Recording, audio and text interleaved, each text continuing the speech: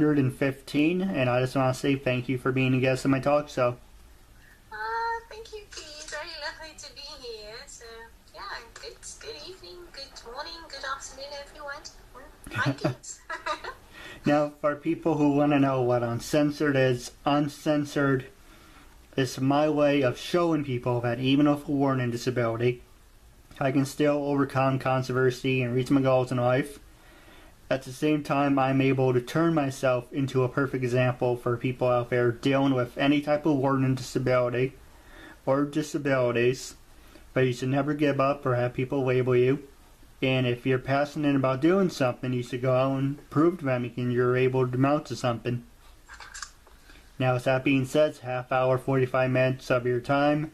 This is your time. You can talk about whatever you want, say whatever you want, curse if you want to. And starting off, what can you tell us about yourself? Okay, gee, wow. What am I going to tell you about myself? Well, I'm living in Amsterdam, the Netherlands. So it's already evening here. It's 8 o'clock. And it's still light though. And in daily life, I'm a licensed medical doctor. Work with the elderly. And well, the rest of my time, I'm just a starting filmmaker and screenwriter. So that's what I do. My niche basically is the hard sci-fi. So the things like I read a lot of Asimov and the Marvel cartoons. So I'm a little bit of that. So that's what they basically call the hard sci-fi, and that's what I'm into. I do have like a scientific background. I did another scientific studies as well, so I like to use that as a base in order to generate ideas and to start from something strong. That's what I find important as a child already. That's one of the reasons why I like the Marvel and the DC comics. No offense for the people who like either one of those, but to me, I like both. The people who started out making these comics, they of course most of them served in the Second World War, so they had like scientific backgrounds, and I felt that was always very intriguing. Because you can always notice that the story is about something solid.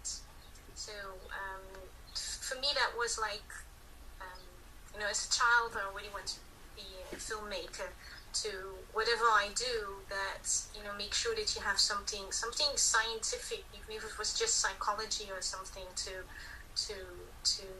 have that as a base to create your stories from.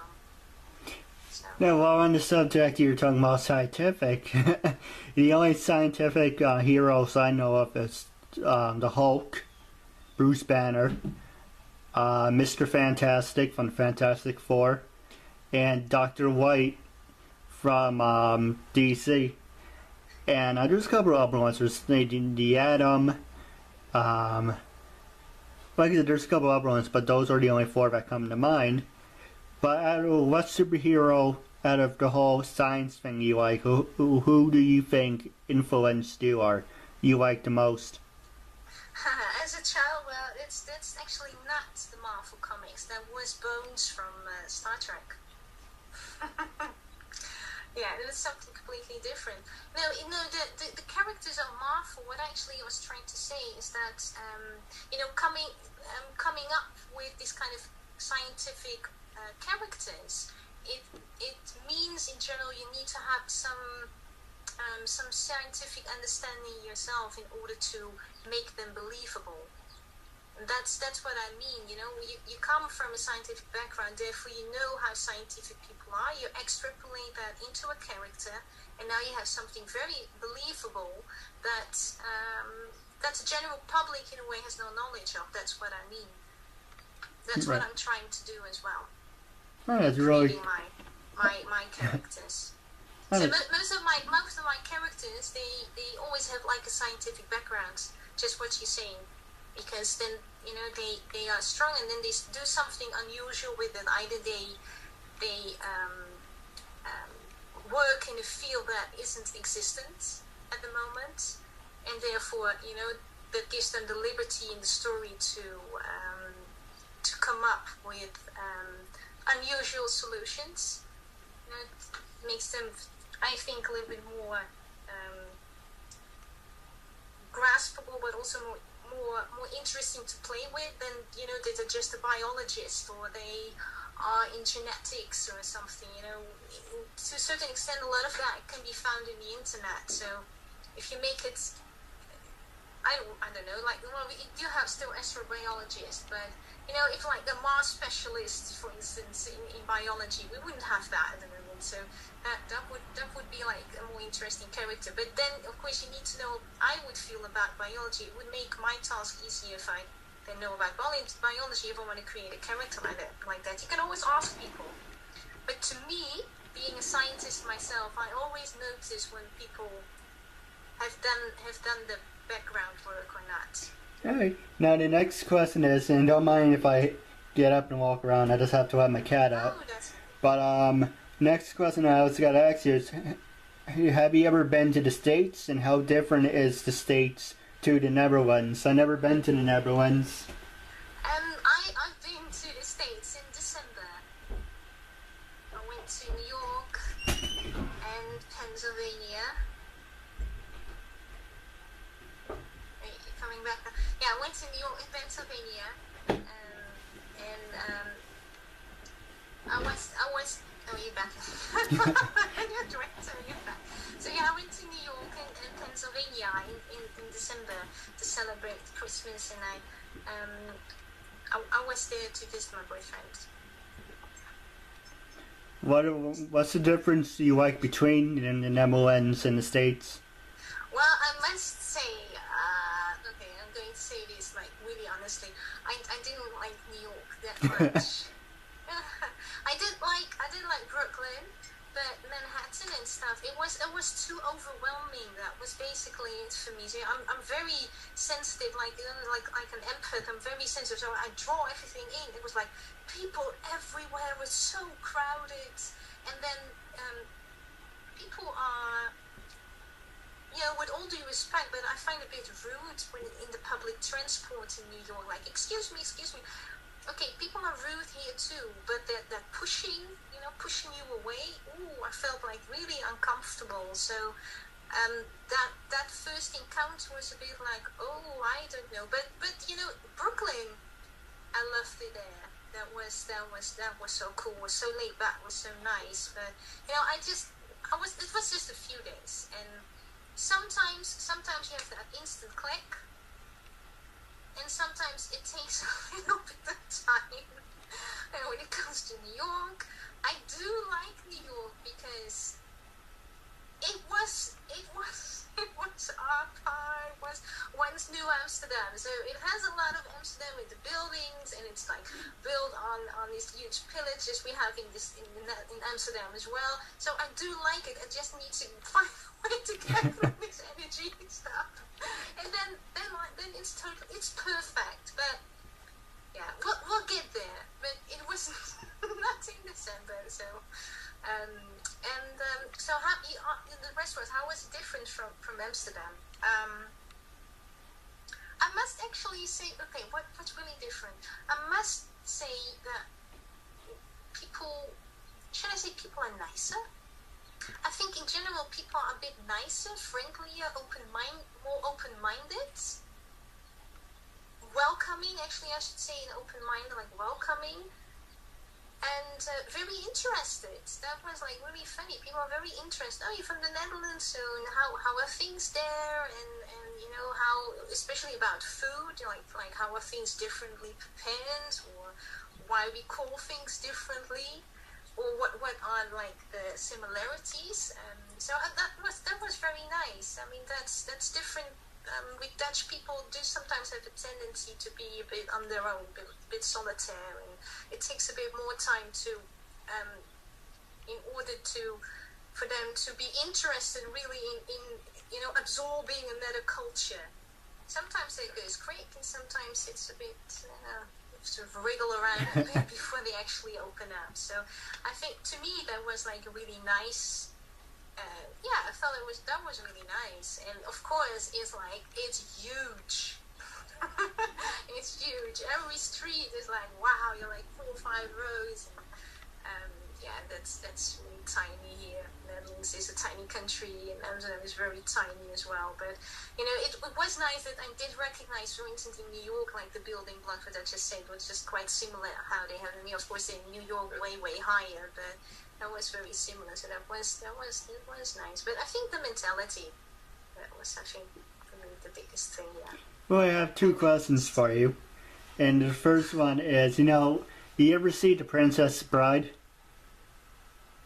The Princess Bride? You mean the Dutch one? I guess it's the same thing in American, but I forget who's in it, but the one in the lines in the movie is, "You killed my father, prepare to die," and it had the wrestler Andre the Giant in it. But unless I'm thinking of something else, yeah, that's about as far as the Princess Bride movie. Princess Bride. I know the Princess Diaries, but the Princess Bride movie, I don't know that movie. It's a Dutch movie. No, it's an American movie. I don't think I've seen it. The Princess Bride? No. But there's a scene in the movie where everyone's all like packed together and like, excuse me. So this big guy says, "Everybody move!" Oh, that's what you mean. Like what if that was like a similar experience to me? Right. And I'm like the same way, so I could say, excuse me, and I was like, God damn it, just move out of the way. Because you're walking and Yeah, you're but walking you and... know, but you know, the funny thing is, we find that in this country, we find it a bit rude to do that. So, you know, even if people push their way out of a metro, then yeah, we consider that quite unfriendly. I'm not saying it does not happen. Yes, it happens. Of course, it happens. It happens quite often. And if people don't move, that's the other thing. If you don't say anything, then lots of people don't even move. Right. But, to just push your way through and then say, excuse me, no, that's something we don't really do. Now, compared to like Japan, where they stuff people on this, I don't know if you've seen videos or if you use the subway trains or just trains in general to like, pack people on. Is that the same in the Netherlands, or do you have your own space? No, it's not as bad as what you have in Japan. You know, the people are so fully packed. No, that would not be allowed because then they will just continue driving, and then then they only stop to let people out and not to let people in anymore. If that would be the case, it does happen. I would say in winter I've seen it a few times, when there's like a technical problem and they shorten the train actually, or the metro, they shorten it, and then of course when it's rush hour, less people can be transported, and then you will have that sometimes it's really packed. But in that situation like in Japan, that's no. If that would happen, then they would just not move until people just are prepared to step out. It's dangerous.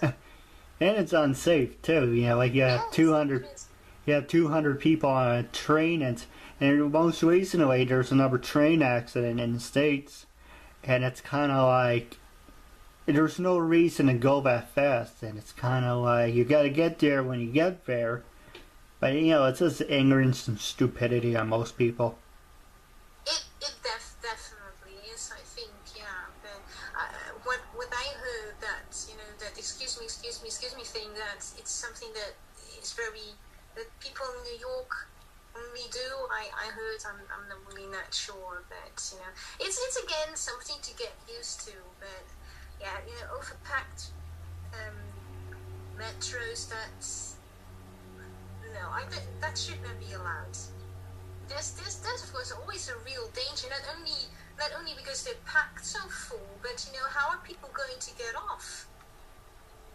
That's already like dangerous. Because somebody in the middle who needs to get out, then right. Full.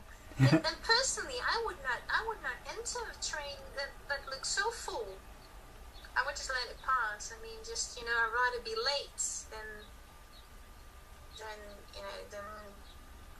no, I wouldn't want to do that. Personally, I wouldn't. So. Now, the next thing I was going to ask you is, I like the interviews to be interactive, so you can get up, walk around like how I did. This is your time. But if you're okay with it, you mind giving us a tour of your place?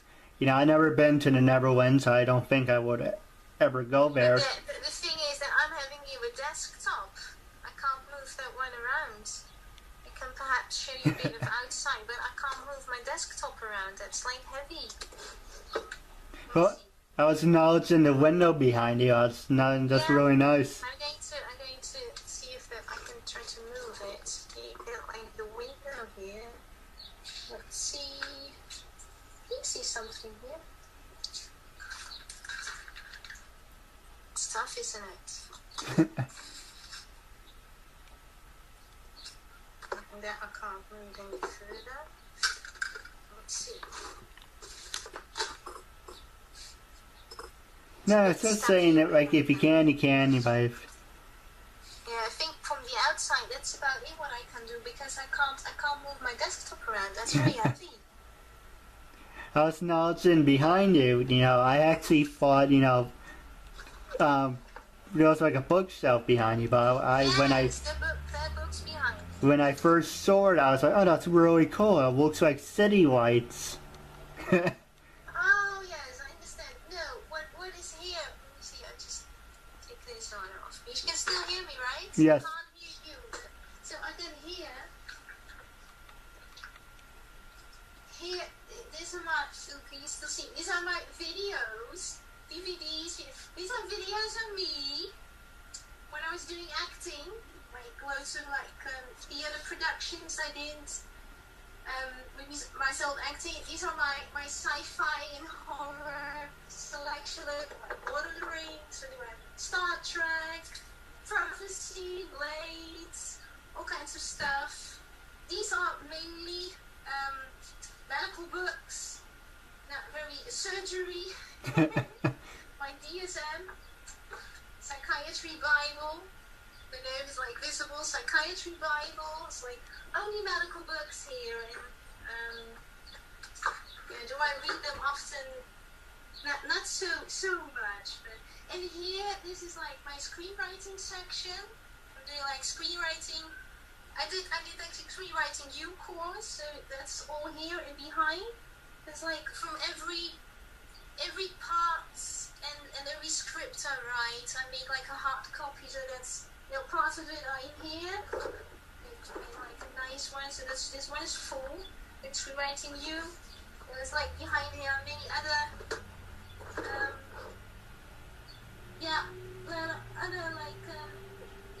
other bits here as well with all like screenwriting material. And here underneath here, that's not interesting. That's like stuff I need to have a look at. Right. So is there anything else interesting here? Oh, I got Gollum here. That's one of my favorites, Gollum. It's visible. I think it is, right? So that's really cool. I always keep here. Yeah, it's not. And this thing on the wall, that's a cuckoo clock, or is it just like a picture frame? I have like my comic selection, the Marvel comics and DC comics, and I got also something what I really loved. I don't know if anybody knows that in the States. Storm. Yes. Oh, I loved those as a child. So I got plenty of those as well. But they're in another room because they're all packaged, because nobody may touch them. They're old. No, it's not. Not that old, but like these books which you've like read 10, 20 times. So nobody may touch them.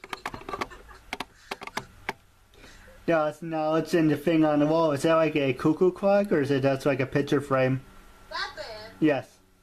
No, that's I can't show you properly because that's a Butsudan. What's that? Yeah, Butsudan. That's from I was once, or actually I still am officially a Buddhist. And in there is like a scroll with it says in Japanese like what does it say? Well, it says that you agree with the law of cause and effect, and that's actually the house. The Buddhism is like the house for the scroll, and the scroll represents your life, and that's basically out of honor for your own life. You know, you just do not go and show your whole body to everybody, just because you keep that closed only when you have like a meeting. But I'm not practicing anymore, but out of respect, I'll keep it, and it stays closed. So I unfortunately can't show you how it looks inside, but it's quite pretty to say, yeah. One request, is there a way you can tilt the camera down? I don't only see the top of your head. Okay. Yeah, perfect. Yeah, better like that? Okay. Now, the next question I was going to ask you, you're talking about the different books and education-wise and everything. How different is this education you received from the Netherlands, from the UK? Netherlands is in England, right? No, the Netherlands in Europe. Ah, I didn't know that. I have a British accent because I'm from British descent. Oh, that's really cool. That's where the accent comes from. If you want to hear me talk Dutch English, which is like, well, you like football, the Dutch football, then I shouldn't say that, but Louis van Gaal, he speaks how many people speak English.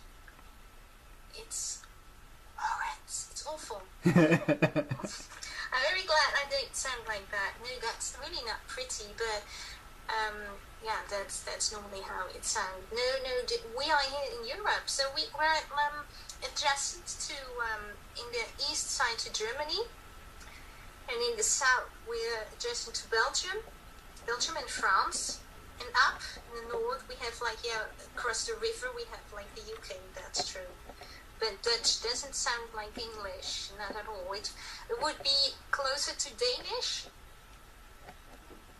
To Danish, I would say. A lot of people think German, but no, Dutch and Deutsch is not the same. Yeah, I know my friend. I'm very offended if you say that.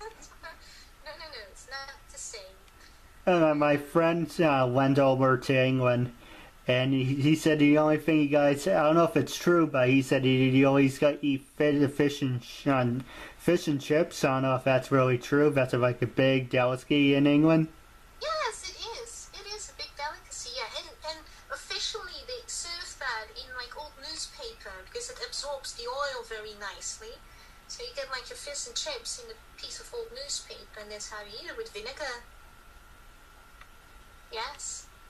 And the fish is fried, deep fried actually. It's batter. It's like a very thick.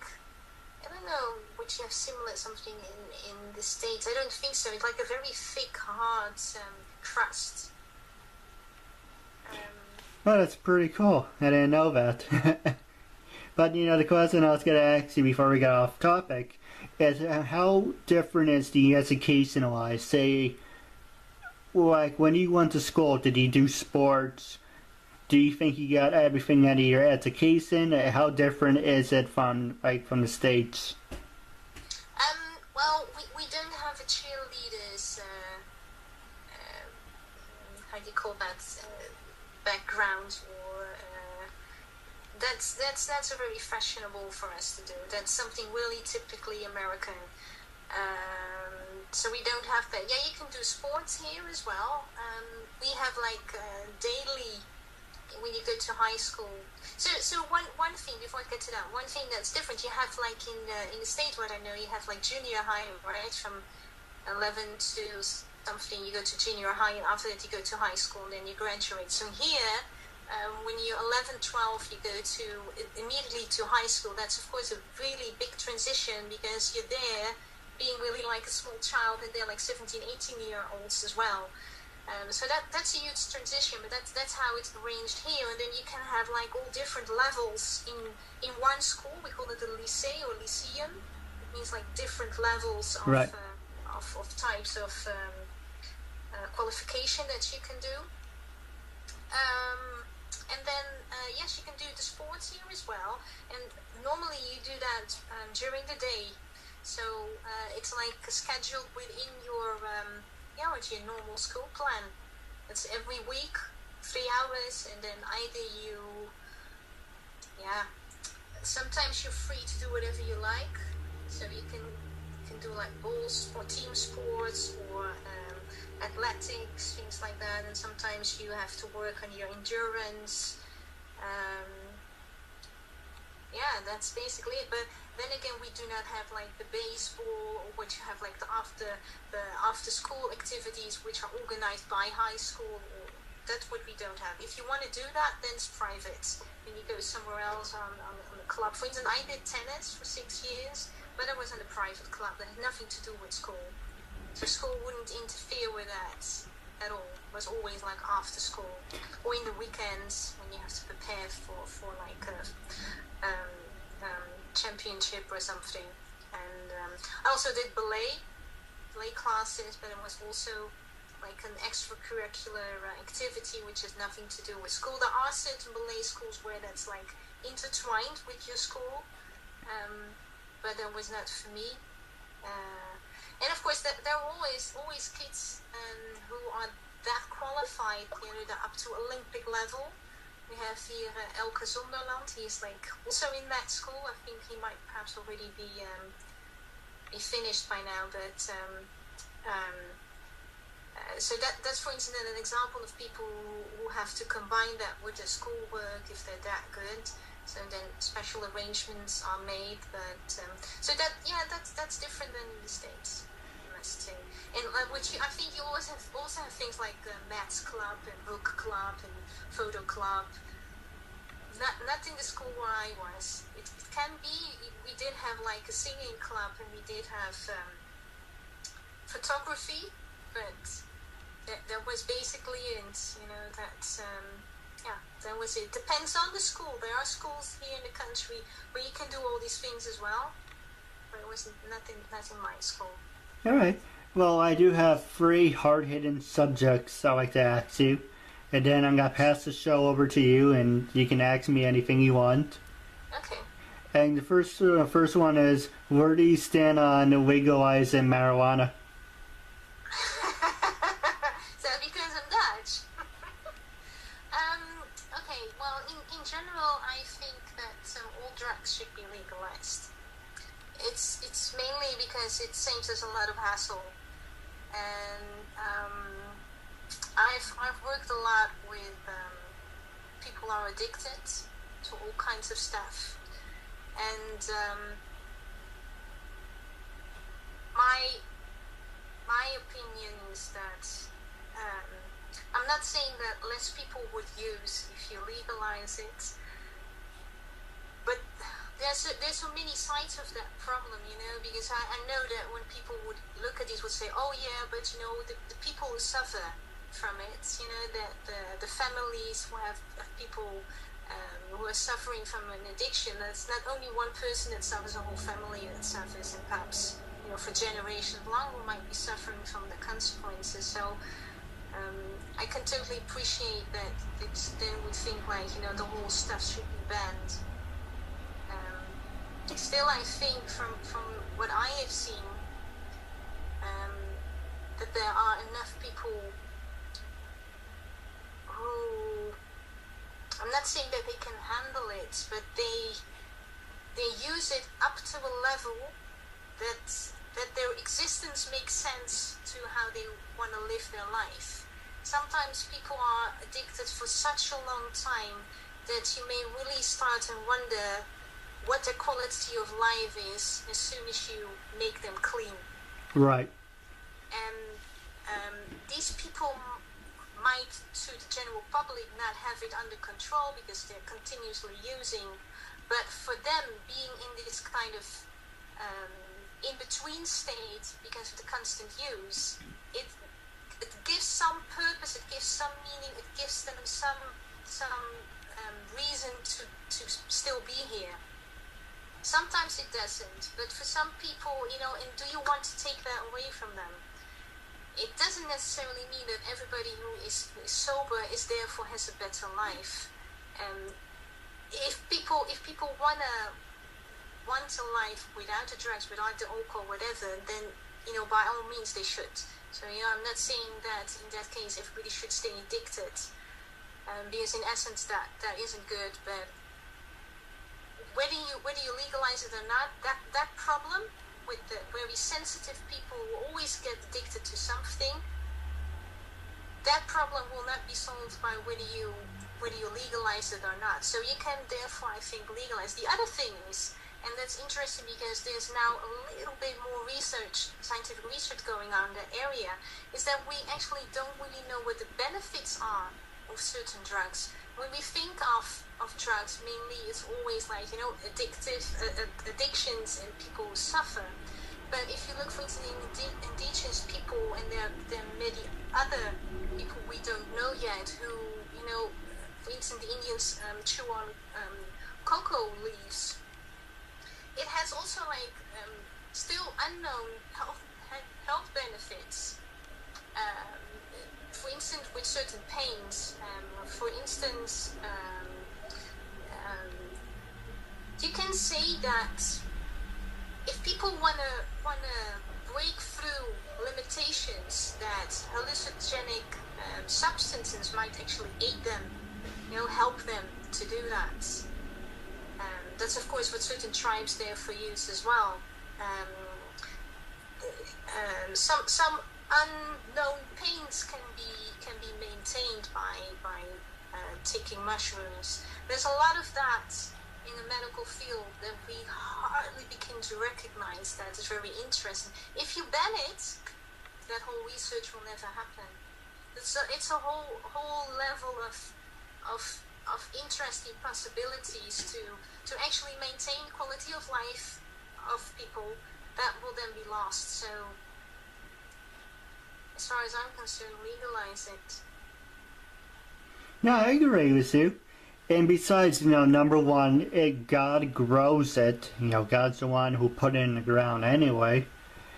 And, you know, there's a lot of, like you say, about benefits. You know, it helps with memory loss. And it's, in a way, good for you. You know, if you have Alzheimer's, you know, it's great for you. It helps with memory.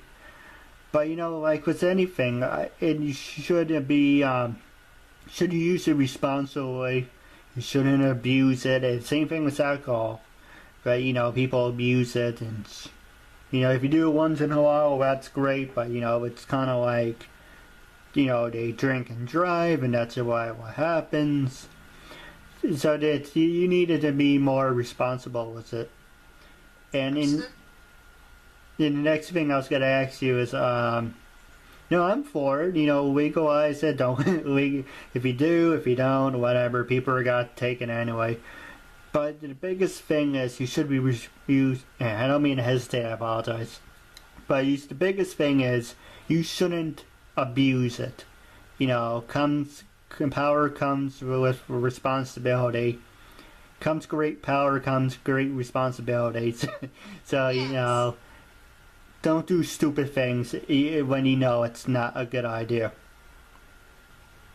You know, people are like, oh, well, I will drink and drive, or I will drive, I'm tired, or I'm this, I'm that. If you know exactly what you're doing, you know, you get whatever you deserve. But if something happens and it's like an accident, then it's okay. I'll give you a perfect example. People who drive, and saying they're half awake, and it's like, well, no one told you to get behind the wheel. You knew exactly what you were doing being when you got behind the wheel.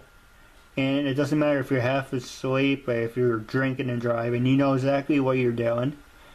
And whatever happens, you get what you deserve. And I say the same thing about people who speed and drive, people who text and drive. If you're stupid enough to do something like that, you get what you deserve. I know that sounds horrible, but you know what? That's the truth. Oh, I agree, but I agree. I do think that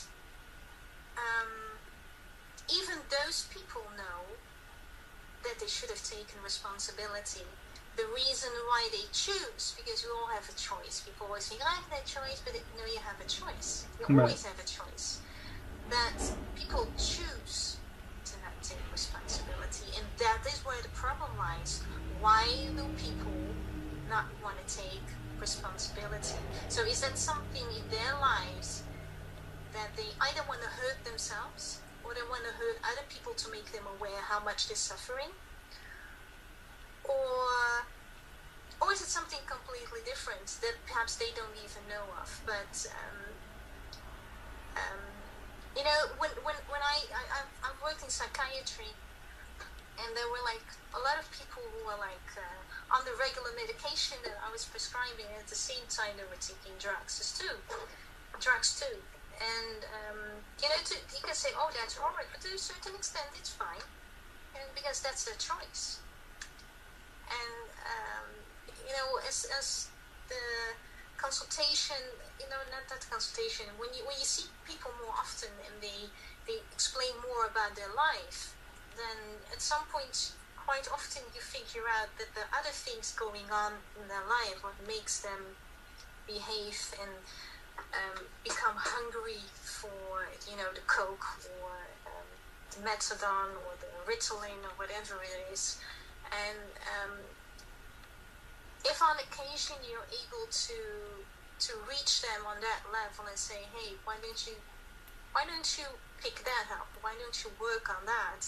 Then quite often within that process, you see that the whole urge to take, or the whole craving for like drugs subsidizes. That's very interesting, you know, when they pick up, when they feel that I have a sense of purpose, a sense of belonging, then that whole, yeah, they just don't want to anymore. That every time that was the same thing. So to me, you know, when I read that or hear that, then I'm pretty sure there's something else going on that either that just hasn't surfaced yet. And quite often we don't know. You know, you have to be really, really consciously aware to always know. Why, for instance, is sometimes very reactive. It's when, you know, it's a very reactive response, of course, taking drugs. Yeah, it depends on whether you wanna go that far. But yeah, that's how I see it though. Well, the last subject I'm going to ask you, and then I'll pass it over to you, and you can talk about anything you want, and this is your time after all. And the last subject I'm going to ask you is, where do you stand on gun control? And, you know, I always say to people, if they're mentally challenged, mentally disturbed, a ticking time bomb or thus fucked up, those people, I don't care, you know, say, oh, it's my right to have a Second Amendment. No. If you're mentally disturbed, mentally unbalanced or whatever, or you just have a learning disability and you're not all there, you should be on a list of saying you're a danger to people. You shouldn't have the right to have a firearm. You know, I'm for Second Amendment. I am for, you know, killing in self-defense, and only in self-defense you have the right to kill. And a lot of people abuse that right too. They make up some other stories about that. But, you know, self-defense is one thing, but just going out and just saying I have the right to do this because it's my link Second Amendment. Like I said, people abuse it. Same thing when we're talking about drugs and alcohol. People abuse it, and then they turn it around saying, I don't know where the problem is. Wow, that's a difficult one. So basically your question is like, how do I feel about people owning a gun and use it? Yeah, but how you feel about it? Where you stand on it? I do think people should have the right to defend themselves, even if it's with a gun. Personally, I'm not so much in favor of myself owning a gun. I'd rather be more rational than try to solve my problems with a gun. Because I don't like to place responsibility in something else, which in this case is a gun. So personally, I would not want to own one. I'm fine if other people wants to own one, but yeah, the thing is we don't here have that really that culture. Let me reach you my hands, and I step in your world. Show me how your world is. And right. once you do, I did that a few times with patients of mine. It's like a huge eye opener for a world that otherwise is completely closed off for you. And I think the same is, for instance, with you. How you make things happen and how you perceive the world is unique to you, and unless the rest is willing to allow you the opportunity to be who you want to be, we will never know, right? It will always be them, we and them, and we and other people, and that's a huge waste. And for me, that was recently that I discovered and decided. That's why I said to you as well, on stage, like, good for you, because I really think it's amazing that what you're doing here. I really do think that, and I think loads of other people should really learn and see the value. The rest of the world is so narrow-minded that they just completely disregard that we are actually all the same. We are just all the same. We want all the same things. You want the same things that I want. So how does it make you any different from me? Max? But unless I'm willing to see, right, nothing changes, right? So that's with everybody. Also, people with, for instance, with Down syndrome. There's not many people who ask them how they perceive the world, what goes on in their mind. That's true. It's probably only the people who work with them one-on-one that they have this insight into. Wow, you can be sometimes really amazed with how sharp they are. It's all perception. But anyway, that's me. Hey, well, wrapping up, do you have anything you want to say to your fans and listeners? Thank you for watching, and I hope you keep supporting Keith, because he's going to be big. So that's what I really hope. And no, just keep watching these programs, keep contributing, and be on the show. Anybody's watching, be on the show. You're like on the starting point of something big here. So I hope so. Yes, this is your opportunity to not be a voice for yourself, but be a voice for the world. And now, if people want to follow you on social media, are you on Facebook, Twitter? Yes, they can find me on Facebook, ILLA Weiss. That's how you can find me on Facebook. Niet ILLA, NIETILA on Twitter, and ILLA Weiss. I'm also on LinkedIn and on Google Plus, but not doing much with Google Plus at the moment. But yes, if people want to connect, yay, see you there.